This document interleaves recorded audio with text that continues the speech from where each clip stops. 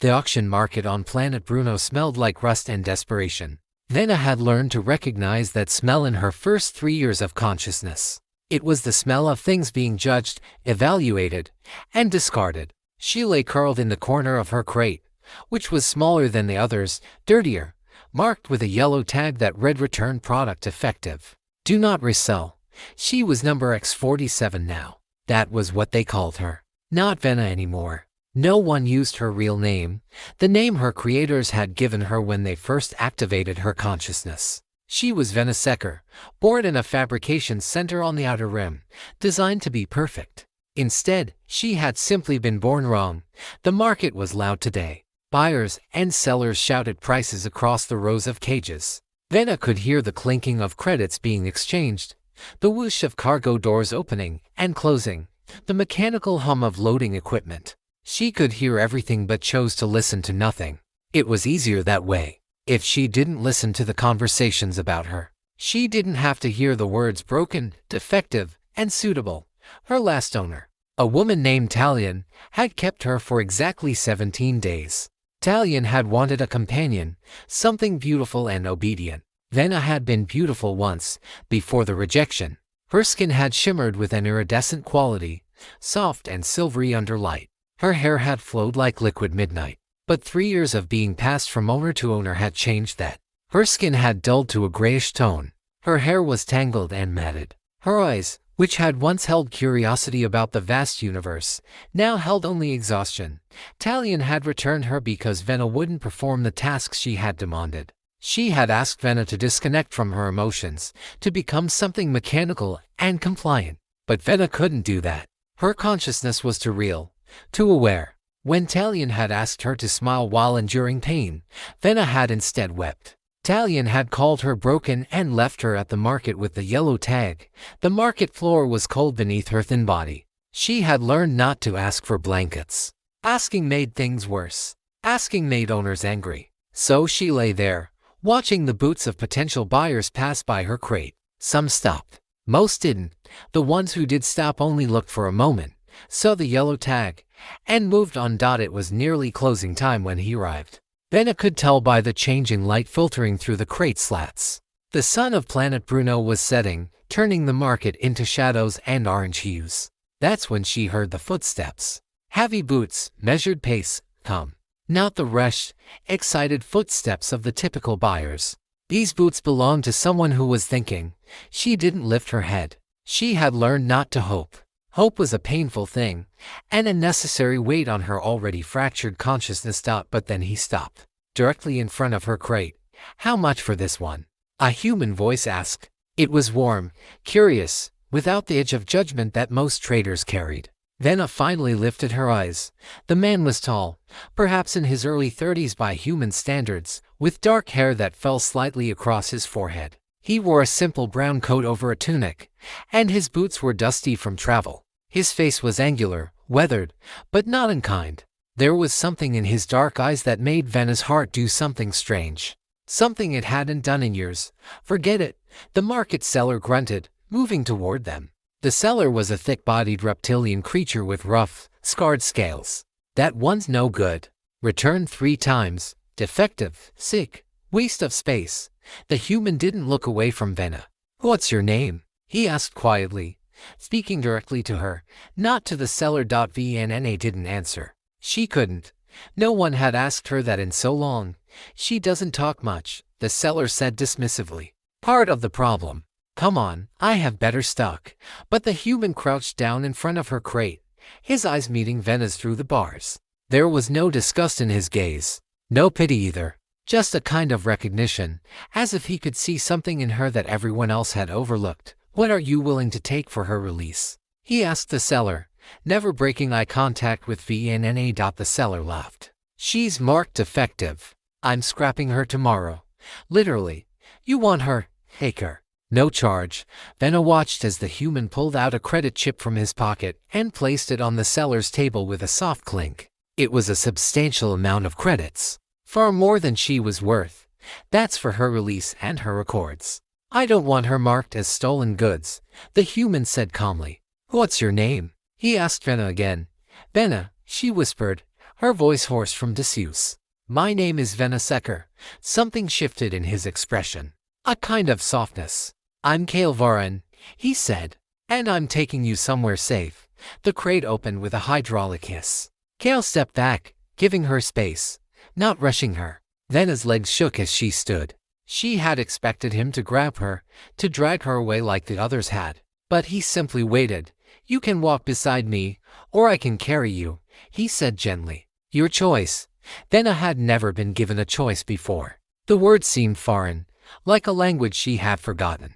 Slowly, she stepped out of the crate. Her legs were unsteady, her body weak from confinement. But she didn't fall. She walked toward Kale, and he turned, walking beside her toward the docking bay. His ship was old, but it was clean.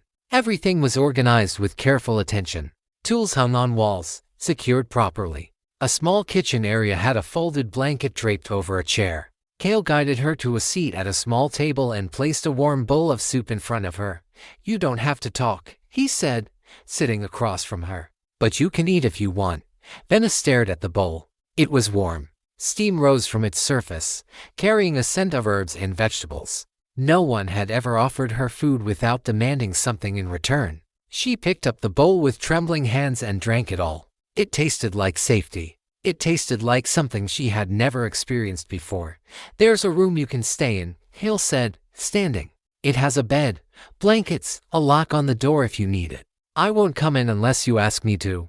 Vena followed him through the narrow corridor of his ship. The room was small but clean. The bed looked impossibly soft. She sat on it and felt the mattress give beneath her weight. It was the first soft surface she had touched in 3 years. Kale handed her a small device. "You can call me if you need anything. I'll be in the engine room working." Vena nodded. As he turned to leave, something inside her broke open. "Why?" she whispered. Kale paused at the door. "Why what? Why did you take me?" Everyone else looked away. He turned back, and in the soft light of her room, Vena saw something in his eyes that made her breath catch. "Because I saw someone still alive," he said softly. "And I couldn't walk away from that." That night, Vena lay on the soft bed, unable to sleep. She held the blanket Kale had left for her close to her body. For the first time in 3 years, she felt something other than despair. It was small, fragile, easily broken, but it was there. It was hope. And something else she couldn't quite name. Something that felt dangerously like love. Morning light filtered through the small circular window of Vena's room. She woke to the gentle hum of the ship's engines, a sound that had become strangely comforting over the past week. Her body felt different, rested, nourished, safe. She ran her fingers over the soft blanket and realized she was smiling. It was a small thing, a smile, but it felt monumental. She found Kale in the kitchen, preparing breakfast. He was humming to himself, completely unaware of her presence at first. When he turned and saw her standing in the doorway, his expression shifted into something warm and genuine. "Morning," he said, as if greeting her was the most natural thing in the world. "Did you sleep?" Vena nodded. She was learning that words were difficult, but Kale never pushed her to speak more than she could manage. He simply accepted her silence as easily as her rare whispered responses. He placed fresh fruit on the table, along with bread and a warm drink that smelled of herbs. Vena sat across from him, and they ate together in comfortable quiet. Through the kitchen window, she could see the expanse of space beyond the ship, endless, infinite, full of possibilities. "We're heading toward the neutral station at Cephas," Kale said after a while. "I need to pick up supplies. You can stay on the ship if you prefer, or come with me. No pressure either way." Vena looked down at her hands. She was still wearing the clothes Kale had given her when she first arrived. They were simple, clean, and they smelled like him. The thought made something flutter in her chest. "I'll come," she said quietly. Over the next few days, Vena's world began to expand. Kale showed her the engine room, explaining how the systems worked. He didn't expect her to understand everything, but he explained it anyway, his voice patient and kind. He showed her the navigation console, let her watch as he plotted their course through the stars. "You have a good mind," he told her once, when she asked a question about trajectory calculations. "You're intelligent, Vena. Never let anyone tell you otherwise." She believed him because he said it with such certainty. They developed a routine. Mornings, They would eat together. Afternoons, Kale would work on repairs while Vena sat nearby, sometimes helping with small tasks. Evenings, they would sit in the observation deck, watching the stars pass by. Kale would tell her stories about Earth, about his childhood, about the towns and oceans he had known. Vena listened, storing every word like treasure. She began to heal in ways she didn't expect. Her skin regained some of its shimmer. Her hair, which Kale helped her wash and comb, became silky again. But more than her physical appearance, something internal was shifting. She was learning to trust, learning to believe that kindness could exist without conditions. Then Mira arrived. The message came through the communication system while Kale was in the engine room. Vena was reading in the observation deck when she heard his voice change, become suddenly animated and warm in a way she had never heard before. Mira, is that really you? When do you arrive? Vena's chest tightened as she listened to him laugh, a real, genuine laugh that seemed to bubble up from deep inside him. She had never heard him laugh like that before. Mira arrived the next day at Kepha's station. Kale insisted on meeting her in person, so Vena found herself waiting on the ship. Her stomach twisted into knots she didn't understand. When they returned, Vena was in her room, trying to read but unable to focus on the words. She heard them in the corridor. Heard Kale's voice mixed with another woman's voice. Light and melodious. I can't believe you actually rescued someone from the market, the woman was saying, laughing. That's the most Kale thing you've ever done. Impulsive and noble at the same time. Mira, come meet Vena, Kale said, and Vena heard warmth in his voice that made her breath catch. Vena emerged from her room reluctantly. Mira was beautiful in a way that made Vena's newly budding confidence wilt. She was human, with long copper-colored hair and bright green eyes. She wore expensive clothes that spoke of wealth and education. She looked at Vena with curiosity, but also with something that felt like possession. So you're Vena, Mira said, extending her hand in a gesture of greeting. Kale has mentioned you. Vena shook her hand briefly, unsure of what else to do. Mira's grip was confident, assured. Everything Vena was not. Over the next 3 days, Mira filled the ship with a kind of energy Vena couldn't match. She and Kale fell into easy banter, finishing each other's sentences, laughing at inside jokes from their childhood. Vena watched them interact and felt something dark and painful bloom in her chest. One evening, she found them in the observation deck together, sitting close on the cushioned bench. Mira had her head resting on Kale's shoulder, and he had his arm around her. They were watching the stars in companionable silence. Vena turned away, unable to bear it, and retreated to her room. She sat on her bed, her hands shaking, and tried to understand what she was feeling. The emotion was sharp and overwhelming, a kind of ache that was worse than any physical pain she had experienced. It took her several hours to name it. Jealousy. She was jealous of Mira because Mira was comfortable and confident in Kale's presence. Mira belonged to his world in a way Vena never could. Mira was whole and untouched, while Vena was broken and recovering. How could Kale ever see her the way he looked at Mira? There was a soft knock on her door. Kale's voice came through the panel. Vena, can I come in? She almost said no, but something made her say yes. Kale entered, and she could see the concern etched on his face. He sat on the edge of her bed, leaving space between them, but not so much that she felt abandoned.